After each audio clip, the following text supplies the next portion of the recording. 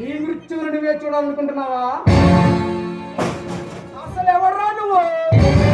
అనుక్షణం మృత్యుతో ప్రజ్వలిల్లే ఈ కాలకయాలు అడుగు పెట్టే ప్రగల్భాలు పలుకుతున్నావు.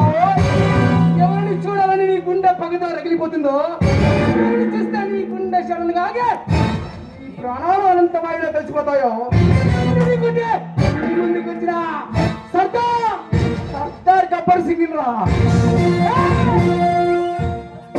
మొత్తానికి మాత్రం చేతిలో గొడ్డలు పట్టిన పట్టి పచ్చగడు సర్దార్ కాలేడితే కానీ కదిరా చంపి ఈ ఆత్మను పొరిగి పంపించే సర్దార్ గబ్బర్ సింగ్ అయినా ఎవరు నువ్వు నా మీద పగబట్టడానికి? నేను నీకు నీకు చేసిన ద్రోహం ఏంది? నువ్వు చేసే దుర్మార్గాలు ఎవరికెళ్ళాలో అడ్డుపడి నీ తమ్ముడిని అరెస్ట్ చేశాడని కక్షతో ఎస్పీ పరశురామే మార్చి బస్సు చేశా. అప్పుడే మర్చిపోయావా కాలకయ్య? ఆ పరశురాంగాడు నన్ను నన్ను నన్ను బంధించాలని వచ్చి నాటికి పోయాడు. వాడికి నీకున్న సంబంధం ఏంది? ఆ పరశురామ రక్తపుత్రుడే మొత్తం ఇచ్చిన వాడు ఈ సత్తా. నువ్వు మంచికి మానవత్వానికి ఉన్న సంబంధం.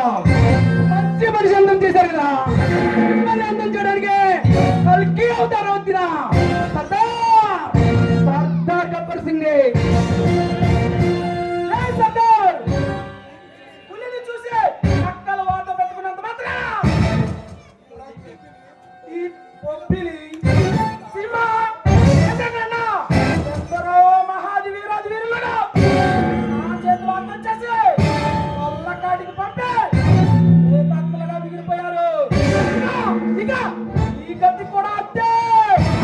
ఏ కాలకయ్య దుష్ట శిక్షణ ఇష్ట రక్షణ కోసం ప్రళయాన్ని పుట్ట చేయలేనివే.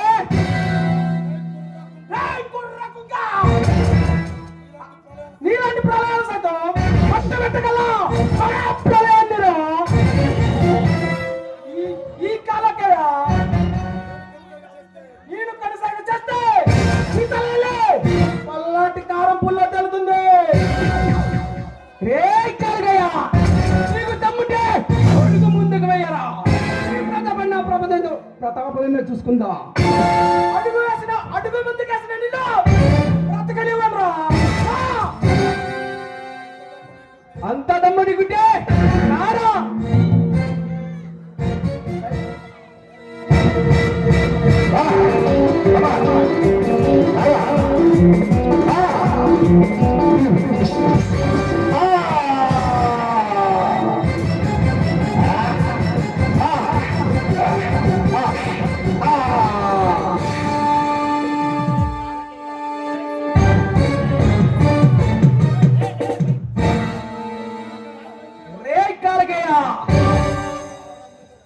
ప్రాణం మీద తీపి బతుకు మీద ఆశ ఇప్పుడు కలుగుతుందా?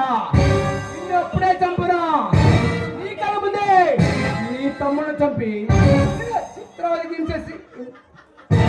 చిత్రావతికి హింసించి అప్పుడు చంపుతా. వస్తా నీ వస్తా.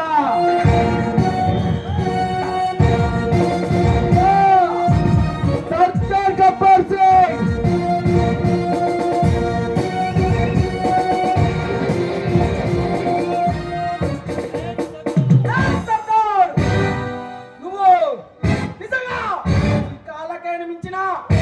Gracias.